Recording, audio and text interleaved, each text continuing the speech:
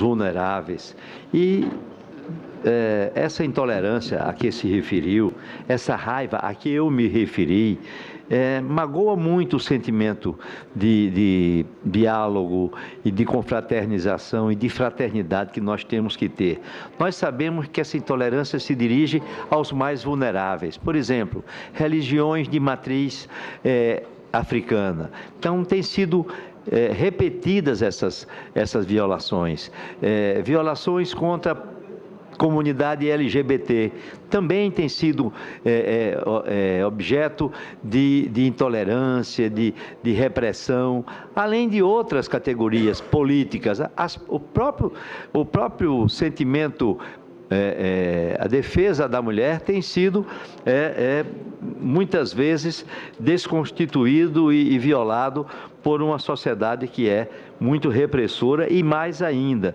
Então, essa intolerância, essa raiva, esse ódio que se estabeleceu recentemente, isso é muito ruim para o nosso país, que é conhecido internacionalmente como um país alegre, um país que tem um comportamento muito afetivo e afetuoso.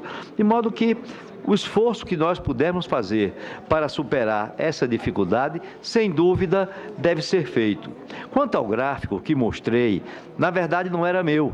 Eu pedi emprestado ao senador Ronaldo Caiado, porque o senador mostrava as despesas aumentadas nos governos Lula e especialmente Dilma, e que essas despesas poderiam ser consideradas como dinheiro jogado fora, como verbas que foram dilapidadas, quando, na verdade, essas ditas pedaladas foram para atender obrigações não só de programas de pequeno agricultor, não, mas também de grande agricultor, como é o caso da questão do plano de safra, de produção de commodities. De modo que tenho a certeza de que Vossa Excelência entende que nós precisamos de mais investimentos. Precisamos de mais investimentos para poder o país crescer. Não é reduzindo investimentos que nós deixamos o país crescer.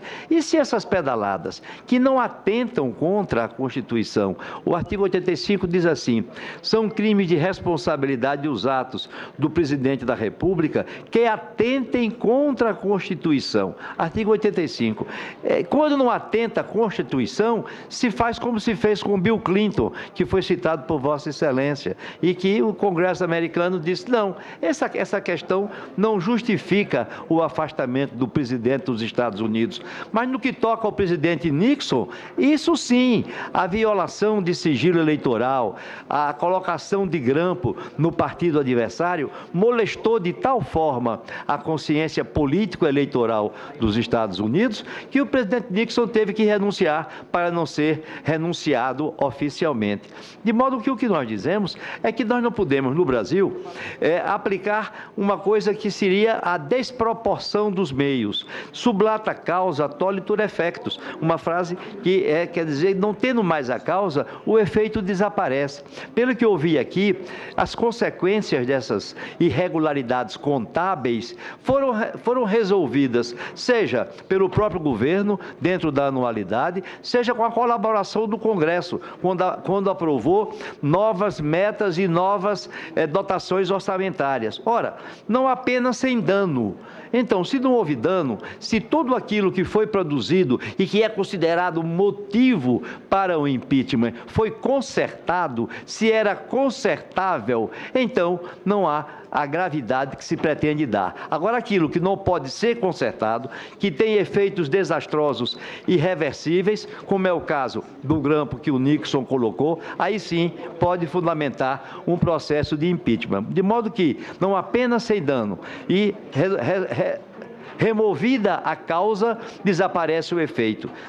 E nessas circunstâncias, nós podemos concluir que o móvel do processo de impeachment atual, ele não tem densidade ofensiva bastante para ser considerado, como diz o nosso constituinte, atentado contra a Constituição, atentar contra o Código de Contabilidade, atentar contra os lançamentos contábeis, não se constitui como atentado à Constituição. A Constituição guarda um tesouro muito maior do que apenas o cumprimento de metas fiscais ou de superávites primários.